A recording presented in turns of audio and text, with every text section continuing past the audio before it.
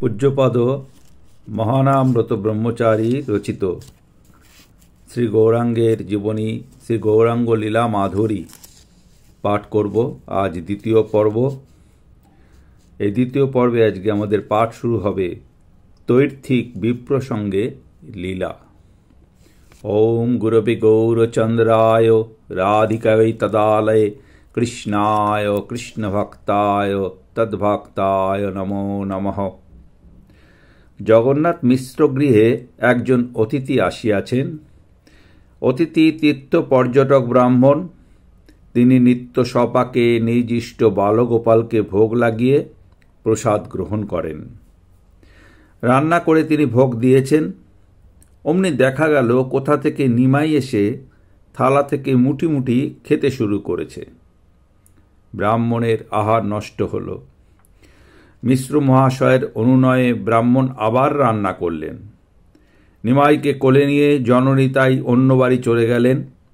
কিন্তু হায়, যেই মাত্র ভোগ দিয়েছেন অমনি পূর্ববৎ নিমাই থালা থেকে তুলে খাচ্ছেন। সকলের বিশেষ অনুরোধে ব্রাহ্মণ তৃতীয়বার পাক করলেন। তখন রাত্রি অনেক। নিমাই সহ সকলে নিদ্রিত। ব্রাহ্মণ চোখ বুজে গোপালকে নিবেদন করতে বসলেন। অমনি সম্মুখে নিমাই চাঁদ উপস্থিত। ব্রাহ্মণকে বললেন, মোর মন্ত্র জপি মোরে করহ আহ্বান, রহিতে না পারি আমি আসি তোমার স্থান। ব্রাহ্মণ চোখ খুলে দেখলেন নিমাই চতুর্ভুজ। এক হস্তে নবনীত, আর হস্তে খায়, আর দুই হস্তে প্রভু মুরলী বাজায়। অর্থাৎ এক হাতে তার সেই মাখন ননি, আর এক হাতে তিনি খাচ্ছেন, আর দুই হাতে প্রভু বাঁশি ধরে আছেন, মুরলী বাজায়। তার ইষ্টদেবকে দেখলেন ব্রাহ্মণ। ব্রাহ্মণ তার নিজ আরাধ্য ধনকে চিনলেন, কিন্তু গৌর সুন্দর তাকে নিষেধ করলেন, এসব কথা কাউকেও জানিও না, এসব আখ্যান এবে কারো না কহিবা। পরবর্তী অনুচ্ছেদ বালক নিমাই। শুভ দিনে শুভক্ষণে নিমায়ের হাতে খড়ি হল। হাতে খড়ির দিনই বর্ণমালা শিখে ফেললেন। কি মাধুরী করি প্রভু কখ গঘ বলে, তাহা শুনিতেই মাত্র সর্বজীব ভোলে। অপূর্ব মাধুরী মিশ্রিত কণ্ঠে সেই বালক নিমাই যখন কখ গঘ বলে, তখন যেন সব জীব সব কিছু ভুলে যায় সেই মাধুরী দর্শন করে, সেই কথা শ্রবণ করে। মাত্র 2-3 দিনে বানান ফলা শিখে নিলেন নিমাই। তারপর নাম লেখা তাও শিখলেন। কলার পাতার উপর নাম লেখেন। কি লিখছেন? নিরন্তর কৃষ্ণের নামমালা লিখছেন। রাম কৃষ্ণ মুরারি মুকুন্দ বনমালী অহর্নিশি লেখেন, পড়েন কুতূহলী। খেলাধুলাও খুব বেড়ে গেল। অদ্ভুত অদ্ভুত খেলা করতে আরম্ভ করলেন। যখন যা বায়না ধরবে না দিয়ে কোনো উপায় নেই।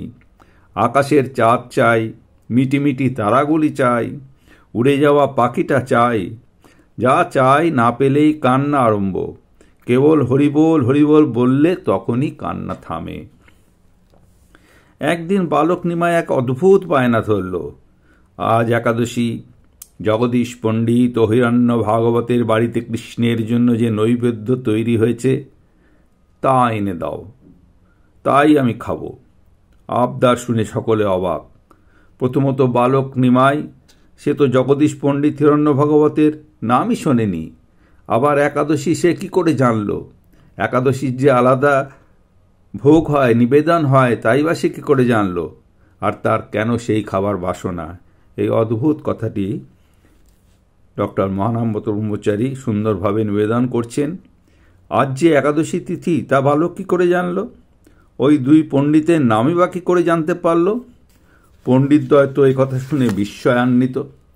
তারা তাদের গৃহ থেকে প্রস্তুত করা নৈবেদ্য এনে দিলেন। এই নৈবেদ্য যে এনে দিলেন তারা, প্রকৃতপক্ষে এই নৈবেদ্য তো কাউকে দেওয়া যায় না, তো ঈশ্বরের জন্য প্রস্তুত। কিন্তু সেই পণ্ডিতদ্বয়ের কি মনে হলো কে জানে। এই বালক নিমাইকে তারা কি চোখে দেখলেন, কি ভাবলেন, তারা বালক নিমাইয়ের জন্য সেই নৈবেদ্য দিলেন। আর বালক নিমাই তা সাদরে গ্রহণ করল। দুই বিপ্র বলে, বাপ খাও উপহার, সকল কৃষ্ণের সাথ হইল আমার। গৌরসুন্দর গঙ্গায় স্নান করেন, শিশুদের সঙ্গে জল ফেলাফেলি করেন। সাঁতার কাটতে সকলের গায়ে তার পায়ের জল ছিটে যায়, কারো গায়ে আবার মুখের কুলকুচি দিয়ে দেয়। বয়স্ক ব্রাহ্মণগণ গিয়ে জগন্নাথ মিশ্রের কাছে অভিযোগ জানায়। কেউ বলছে, কোনো ব্রাহ্মণ বলছে, তোমার ছেলের জন্য গঙ্গায় স্নান করতে পারি না।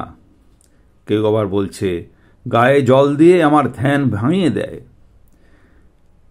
আবার কেউ কেউ বলছে, কারে ধ্যান করো, কলিযুগে আমিই নারায়ণ। অর্থাৎ সেই বালক নিমাই বলছে, তুমি কার ধ্যান করছো, কলিযুগে আমিই নারায়ণ। কোনো কোনো ব্রাহ্মণকে সে কথাও বলেছে। আবার কেউ বলছে, আমার উত্তরীয় লইয়া যায়। কেউ বলে, আমি জলে নামিয়া সন্ধ্যা করি, তোমার ছেলে পায়ে ধরিয়া টানিয়া নেয়। এরকম নানা অভিযোগ জমা পড়ছে জগন্নাথ মিশ্রের কাছে। কেউ বলে, আমার ফুলের সাজি নিয়ে যায়, পরার ধুতি নিয়ে যায়, গীতা পুঁথি ফেলে দেয়। ব্রাহ্মণদের কথা শুনে মিশ্রবর তাদের সান্ত্বনা দিয়ে গৃহে ফিরিয়ে দেন। ভাবেন, আজ আসুক, ছেলেকে যথোচিত শাসন করব। বালিকারা এসে আবার শচীদেবীর কাছে অভিযোগ করে। আমরা সকলে স্নান করতে বসি, তার মাঝখানে এসে নিমাই বসে পড়ে। আমাদের সঙ্গে পূজার শয্যা থাকে। নিমাই বলে, আমাকে পূজা করো, গঙ্গা দুর্গা সব আমার দাসী, শিব আমার ভৃত্য। আমাকে পূজা করলে বর দেব, ধান্যবান স্বামী হবে, 7 পুত্রের মা হবে। যে আমাকে পূজা করবে না সে বুড়া স্বামী পাবে, 4 সতীনের ঘর হবে। এই সব কথা বলতে বলতে নিজেই দেবতা পূজার চন্দন মালা পড়তে থাকে। এই কথাগুলো বলতে বলতে নিমাই কি করছে, দেবতার যে চন্দন পূজার জন্য মালা, যেগুলো এই বালিকারা জোগাড় করেছিল দেবতাকে পরাবে বলে, সেই মালা তিনি নিজেই পরে নিলেন। নৈবেদ্য কেড়ে থেকে সে খেতে শুরু করে। এই অদ্ভুত লীলা নিমাই নবদ্বীপে করেছে বালিকাদের সঙ্গে। শচীমাতা বালিকাদের বলেন, আমি আজ নিমাইকে বেঁধে শাসন করব, যাতে এরূপ উপদ্রব আর কখনো না করে। তারা শিক্ষিকতা শুনে আশ্বস্ত হয়ে চলে যায়। এমন সময় দেখা গেল বিশ্বম্বর পাঠশালা থেকে গৃহে ফেরেন, হাতে মোহন ও পুঁথি, গায়ে লিখনকালির বিন্দু। নিমাই মাকে ডেকে বলে, মা তেল দাও, স্নান করতে যাব। জননী তাকিয়ে দেখে নিমায়ের গায়ে কোনো স্নানের লক্ষণ নেই। মিশ্র ঘরে এসে নিমায়ের দিকে তাকিয়ে দেখেন। মিশ্র দেখে সর্বাঙ্গ ধুলায় ব্যাপিত, স্নান চিহ্ন না দেখিয়া হইল বিস্মিত। এ অদ্ভুত ব্যাপার। একটু আগে সবাই ব্রাহ্মণরা বলে গেল যে তাদের স্নানের বিঘ্ন ঘটিয়েছে নানাভাবে। এখন দেখা যাচ্ছে তার ধূলি দূষিত দেহ তার পাঠশালা থেকে পড়ে আসছে, তার লিখনকালির বিন্দু গায়ে। তাহলে কি করে হয়? গৌরসুন্দর তেল মাখতে মাখতে স্নান করতে গঙ্গায় গেলেন। জগন্নাথ ও শচীদেবী ভাবতে লাগলেন, যে যে কহিলেন কথা সেও মিথ্যা নহে, তবে কেন স্নান চিহ্ন কিছু নাহি দেহে? সেই মতো অঙ্গে ধুলা, সেই মতো বেশ, সেই পুঁথি, সেই বস্ত্র, সেই মতো কেশ। এ বুঝি মনুষ্য নহে শ্রী বিশ্বম্ভর, মায়ারূপে কৃষ্ণ বা জন্মিলা মোর ঘর। বাবা মা ভাবতে বসেছে, তার মধ্যে তো কোনো চিহ্ন দেখলাম না, তবে কি এই বিশ্বম্ভরই কৃষ্ণ? সে আমার ঘরে জন্মগ্রহণ করেছে এবং এগুলো তার লীলা খেলা। পরবর্তী অনুচ্ছেদ, অগ্রজ বিশ্বরূপ। শ্রী গৌরসুন্দর শিশুরূপে কত ক্রীড়া করেন। পিতা মাতা কাউকে ভয় করেন না। কেবল অগ্রজ বিশ্বরূপকে দেখলে নিমাইচাঁদ অতি নম্র স্বভাব অবলম্বন করেন। বিশ্বরূপ আজন্ম বিরক্ত, বিষয়ে অনাসক্ত, সকল শাস্ত্রে বিষ্ণু ভক্তি ব্যাখ্যা করেন। তার ব্যাখ্যা খণ্ডন করতে কারও শক্তি নেই। ছোট ভাইয়ের ভাব লক্ষণ দেখে মনে মনে ভাবেন, এ বালক কভু নহে প্রকৃত ছাওয়াল, রূপে আচরণে যেন শ্রী বালগোপাল। এই যে নিমাইকে দেখে তার দাদা ভাবছে যে এই যে বালক, তার মধ্যে নিমাইয়ের মধ্যে যে অলৌকিক নানা ঘটনা প্রকাশিত হয়, তার যে মুখের মাধুরী, তার যে অঙ্গের রূপ, এগুলো কখনো সাধারণ বাচ্চার হতে পারে না, সে কথাই এখানে তার দাদা মনে মনে ভাবছেন। বিশ্বরূপ বিশ্বরূপের কথা ভাবছেন, কিন্তু মনের কথা কাউকেও খুলে বলেন না, ব্যক্ত করেন না। জীব কৃষ্ণ ভক্তিহীন দেখে বিশ্বরূপ একাকী ক্রন্দন করেন। বিশ্বরূপ জীবকে যখন কৃষ্ণ ভক্তিবিহীন দেখছেন তখন তার চোখে জল আসে। জীব কেন কৃষ্ণ ভক্তিবিহীন? সে তো ভাবে আমি যেমন ভক্তিমান সকলে যদি সেরকম ভক্তি হতো, কিন্তু সেটা তো হওয়ার নয়। কিন্তু তার অন্তর কেঁদে ওঠে। সে কথাই এখানে কবিরাজ ডক্টর মহানামৃতমোচারী মহাশয় লিখেছেন সুন্দর করে। আর অদ্বৈত আচার্যের বাড়ি গিয়ে তার সঙ্গে মিলিত হয়ে জীবের দুঃখে কাঁদেন। অদ্বৈত আচার্যের সঙ্গে বিশ্বরূপের খুব অন্তরঙ্গতা ছিল এবং বিশ্বরূপ সেই অদ্বৈত আচার্যের গৃহে যেতেন এবং সেখানে গিয়ে জীবের দুঃখে কাঁদতেন। বিশ্বরূপ উষাকাল থেকে মধ্যাহ্ন পর্যন্ত অদ্বৈতের সবাই কৃষ্ণ কথা রসে ডুবে থাকেন। সচিমা রন্ধন শেষ করে নিমাইকে বলেন, যাও দাদাকে ডেকে আনো। নিমাই আসে অদ্বৈতের হরিসভায়। তার মোহন রূপ দেখে সকলে সমাধিস্থ প্রায় হয়ে যান। নিমাই অগ্রজকে ডেকে গৃহে নিয়ে যান, বলেন, ভোজনে আইসো ভাই, ডাকয়ে জননী, অগ্রজ বসন্তরী, চলয়ে আপনি। নিমাই গেছে বিশ্বরূপকে ডাকতে অদ্বৈত সভায়। অদ্বৈতীর সঙ্গে সেই কৃষ্ণ কথা মাধুরী আস্বাদন করছে বিশ্বরূপ।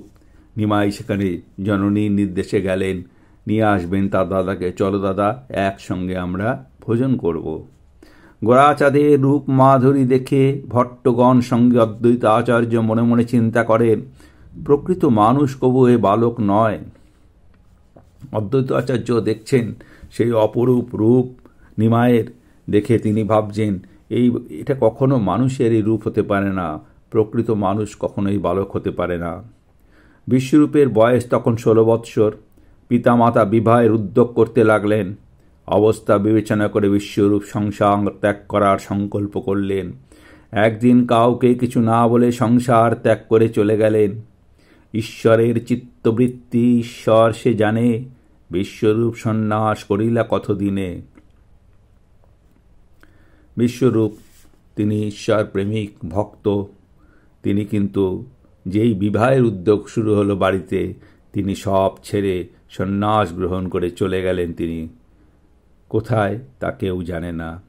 বৈষ্ণব অগ্রগণ্য বিশ্বরূপ শ্রীশঙ্কর আরণ্য নাম গ্রহণ করে অনন্তের পথে চলে গেলেন। পিতামাতা নিদারুণ বেদনাহত হয়ে অনেক আর্তনাদ করলেন। বন্ধুবান্ধব সজ্জনগণ প্রবোধ দিয়ে বললেন, গোষ্ঠীরে পুরুষ যার করয়ে সন্ন্যাস, ত্রিকোটি কুলের হয় শ্রী বৈকুণ্ঠে বাস। সবাই তার শচীদেব এবং জগন্নাথ মিশ্রকে সান্ত্বনা দিচ্ছেন যে তোমার বংশে যদি কেউ সন্ন্যাস গ্রহণ করে তাহলে তোমার 3 কুলের বৈকুণ্ঠে বাস হবে। কিন্তু স্নেহ অতি বিষম বস্তু, স্নেহের আধিক্যে তারা সেটা বুঝতে চাইছেন না। তারা বারবার কান্নায় ভেঙে পড়ছেন। অগ্রজের বিরহ ব্যথায় গোরাচাঁদও কাতর হলেন। বালক নিমাই তার প্রিয় দাদাকে অত্যন্ত ভালোবাসত। সে কিন্তু সেই দাদার অবর্তমানে তিনিও অত্যন্ত কাতর হয়ে পড়লেন। আর সে যে বালক সুলভ চপলতা, সেই চপলতা যেন কমে গেল, তার যেন বয়স যেন একটু বেড়ে গেল। এবং সর্বদাই তার পিতামাতার প্রতি তার যে কর্তব্য, যে দাদা না থাকায় আমাকে পিতামাতাকে দেখতে হবে, এই চিন্তায় সে তার মধ্যে প্রবেশ করল। সর্বদাই পিতামাতার কাছে থাকেন যাতে তারা দাদার যে বিয়োগ দুঃখ সেটা ভুলতে পারেন। নিরবধি থাকে পিতা মাতারও সমীপে, দুঃখ পাশরয়ে যেন জননী জনকে। এইভাবে তিনি জননী এবং জনক এই দুজনের দুঃখ দূর করার জন্য ওইটি বালক নিমাই আপ্রাণ চেষ্টা করতে লাগলেন। আজকের মতো পাঠ এখানেই সমাপ্ত হলো। ওম শ্রীকৃষ্ণ চৈতন্য অর্পণমস্তু। হরি ওম।